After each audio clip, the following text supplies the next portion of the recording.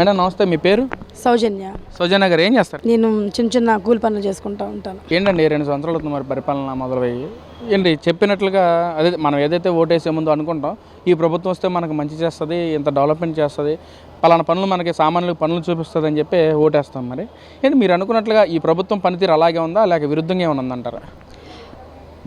ప్రభుత్వం పనితీరు విమర్శించదగ్గట్టయితే ఏమీ లేదండి. వచ్చిన ఈ 2 సంవత్సరాల్లో కూడా టీడీపీ ఎలా పనిచేసింది, ప్రజలకి ఎలా వెన్నుదండుగా ఉన్నది అన్నది ప్రజలని అడిగితేనే తెలుస్తుంది. ప్రతి ఇది కార్యక్రమాల్లో కూడా మరి నియోజకవర్గం అంటే పెరంబూరు నియోజకవర్గం బోడప్రసాద్ గారు అయితే ప్రతి ఒక్కరికి అందుబాటులో ఉండి ప్రతిదీ అభివృద్ధి పదంలో నడిపిస్తూ ఉన్నారు. చాలా వరకు కూడా ఈ 2 సంవత్సరాల్లో కూడా ఏ అభివృద్ధి జరగలేదని ఏ ఒక్క ప్రజలైనా అడగండి చెప్తారు మీకు. అంటే ఇక్కడ గెలిచిన 2 సంవత్సరాల్లోనే చంద్రబాబు గారి ప్రభుత్వం మీద, కూటమి ప్రభుత్వం మీద తీవ్ర వ్యతిరేకత వచ్చింది ప్రజల్లో. ప్రతి ఇంట్లో కూడా చర్చ మొదలైంది. జగన్మోహన్ రెడ్డి గారు ఉంటేనే మన రాష్ట్రం డెవలప్మెంట్ అవుతుంది, పథకాలు అందుతాయి, అన్నీ కూడా సక్రమంగా అందాలంటే జగన్మోహన్ రెడ్డి గెలుపు ఒకటే సాధ్యమని చెప్పి వైసీపీ ప్రజలందరూ అనుకుంటున్నారు. చర్చ మొదలైంది, నిజమేనా? నాకు తెలిసినంత వరకు అయితే ప్రజల్లో చంద్రబాబు నాయుడు గారు వస్తే ఎలా ఉంటుంది లేదా జగన్ వస్తే ఎలా ఉంటుంది అన్న చర్చ అయితే ఇంకా మొదలవ్వలేదండి. వాస్తవానికి మాట్లాడుకుందాం అయితే చంద్రబాబు నాయుడు గారు వచ్చిన తర్వాతే ఈ మన రాష్ట్రానికి ఏదైతే ఉందో అభివృద్ధి అనేది చాలా బాగా జరిగింది. నేను చెప్పక్కర్లేదు, ఒకటి కార్యకర్తగా చెప్పక్కర్లేదు, ఒక ప్రజల మనిషిగా నేను చెప్పక్కర్లేదు.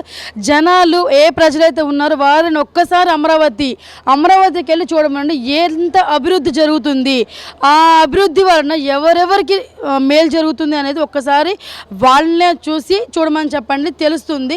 ఇక జగన్మోహన్ రెడ్డి గారి గురించి తెలిసిందే కదండి. వస్తానంటున్నాడు, రప్పరప్ప అంటున్నాడు. ఎవరిని రప్పరప్ప చేస్తాడు? నీ ఇంట్లో అమ్మగారిని అవని, చెల్లిగారిని అవని, నీ బాబాయ్ గారిని అవనే నువ్వు రప్పరప్పాలు ఆడిచ్చినోడివి. రేపటి రోజున నిన్ను సీఎంగా పదవి గద్దెక్కిస్తే ఎంతమంది కుటుంబాలని రప్పరప్ప చేస్తావు ప్రజలకి తెలియదా? నువ్వు 5 సంవత్సరాలు అధికారంలో ఉన్నప్పుడు ఎవరికి ఏ మేలు జరిగింది, ఎవరు ఎంత నష్టపోయారు అన్నది మీ ప్రజలకు తెలీదా? ఎవరినైనా సరే అడగండి. రాగానే అమరావతి 2 ముక్కలు అన్నాడు, 3 ముక్కలు అన్నాడు, 4 ముక్కలు అన్నాడు, రాజధానులు అన్నాడు. ఏది జరిగింది? ఏది జరగలేదు. అక్కడ ఇదైపోయింది, ఇసుకలు ఆపేశాడు, టాపీ పనులకి కూలోళ్ళు ఇదైపోయారు, ఎంతమంది ఆత్మహత్యలు చేసుకున్నారు, రైతులకు రుణాలు అన్నారు. ఏది ఇచ్చారండి జగన్మోహన్ రెడ్డి గారు? ఏదన్నా ఒకటి మేము ఇచ్చామని చెప్పండి, మేము ఒప్పుకుంటాం. జగన్మోహన్ రెడ్డి గారు మంచి పనే చేశారు కదా, ఎందుకు ఇక ప్రజల్లోకి ఇది అవ్వడం? మేమే వెన్నతట్టుతాం ఆయన్ని. గతంలో శుభ్రపాలన అందించింది జగన్మోహన్ రెడ్డి, ప్రతి మహిళకి ప్రతి ఇంటికి కూడా అందించిన నాయకుడు జగన్మోహన్ రెడ్డి అని చెప్పి మాట్లాడుతున్నారు కదండి. మరి ప్రతి మహిళకి అందించానంటే ఏ విధంగా అందించారండి? మామూలుగా అమ్మఒడి చూసుకుందాము. ఆ రోజు కుటుంబంలో ఎంతమంది అయితే ఉంటే అంతమందికి కూడా నేను అమ్మఒడి వేస్తాను అని చెప్పి అన్నాడు. ఎవరికి వేశారండి? కుటుంబానికి ఒక్కళ్ళకి వేశారు. 5 ఉంటే 5 వేయాలి కదా, మరి ఒకళ్ళకే ఎందుకు వేశారు మీరు? అది కరెక్ట్ కాదు కదా. అంటే వెన్నుపోటు రాజకీయాలు ఎక్కువైపోయినాయి చంద్రబాబు అని చెప్పి కూడా మాట్లాడుతున్నారు. చంద్రబాబు నాయుడు గారికి నిజంగా వెన్నుపోటు రాజకీయాలు ఎక్కువే అయితే ఈ రాష్ట్రం ఎంత అభివృద్ధి ముందుకు వెళ్ళదు. ఒక పక్క అమరావతిలోనే చూసుకుంటే కనుక ఎయిర్పోర్టు, రావేల దగ్గర ఎయిర్పోర్టు శాంక్షన్ చేశారు. అది ప్రజల కోసమేగా. మన సీఎం జగన్మోహన్ రెడ్డి గారి కోసం కాదు కదా. జగన్ రెడ్డి వచ్చి ఏం చేశారు చెప్పండి? ఇప్పుడు అమరావతి అభివృద్ధి జరుగుతుంది, రావేల ఎయిర్పోర్ట్ శాంక్షన్ చేశారు, మన ఖమ్మంపాడు దగ్గరలో వచ్చేసాము ఒక రైల్వే జంక్షన్ ఓపెన్ చేశారు. ఇవన్నీ కూడా జనాలకు తెలుస్తున్నాయి కదా ఎంతవరకు అభివృద్ధి పథకంలో ఉన్నది, ఎంతవరకు అభివృద్ధి లేదు అన్నది. ఇప్పుడు జగన్మోహన్ రెడ్డి గారు ఏమి చేయలేదు నాకు తెలిసినంత వరకు. ఇప్పుడు చంద్రబాబు నాయుడు గారు మన సీఎం అయిన తర్వాత చాలా అనేక మంది కూడా లబ్ధిదారులు పొందారు. ఇంకా వచ్చేసి సీఎం రిలీఫ్ ఫండ్ కింద అన్నారు కదా, సీఎం రిలీఫ్ ఫండ్ కింద ప్రతి ఒక్కరూ కూడా మానసికంగా లేకపోతే కుటుంబ ఆర్థిక పరిస్థితులు బాగోక హాస్పిటల్ చూయించుకోలేని పరిస్థితుల్లో ఉన్నవారు కూడా ముందుగానే ఇక్కడ వచ్చి నియోజకవర్గంలో బోడప్రసాద్ గారు అయ్యా ఇది పరిస్థితి నాది అంటే హాస్పిటల్ది కాదు, ముందు నేను సిగ్నేచర్ చేస్తాను రా అని చెప్పేసి అని సిగ్నేచర్ చేసి మరీ ఇక్కడ నుంచి పంపిస్తున్నారు. అది సీఎం రిలీఫ్ ఫండ్కి ఎంతోమంది ఎన్నో కుటుంబాలు నిలబడ్డాయి.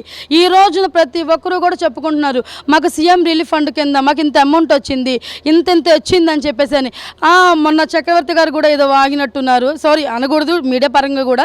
సో ఆయన అన్నారంటే ఏమని, నేనే మా మనిషిని పంపించాను, క్యూలో నుంచున్నారు, వాళ్ళని అటెల్రా ఇటెల్రా ఆ కాగితాలు తీసి, ఏ కాగితాలు ఎవరు ఏ తీసుకురమ్మనట్లేదండి. డైరెక్ట్గా గవర్నమెంట్ ఏ హాస్పిటల్ అయితే ఉన్నారో ఆ హాస్పిటల్ నుండి పేపర్స్ అనేవి తీసుకొని మన ఎమ్మెల్యే గారు ఆఫీస్లో సబ్మిట్ చేసి సిగ్నేచర్ చేసి డైరెక్ట్గా సీఎం రిలీఫ్ ఫండ్ కింద పంపిస్తున్నారు.